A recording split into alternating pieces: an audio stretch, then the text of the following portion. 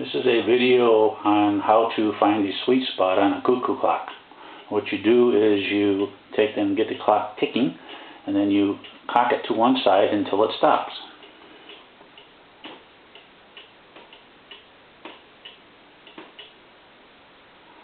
There it stopped ticking. And you recenter it, it started ticking all by itself.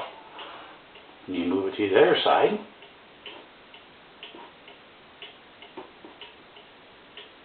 See, it's tick-tock, tick-tock. Oop, there it stopped.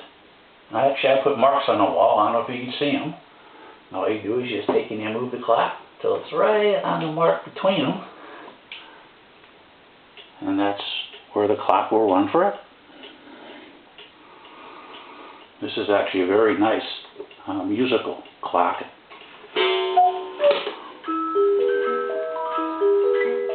It's Tales of the Yellow Woods. It's very pretty.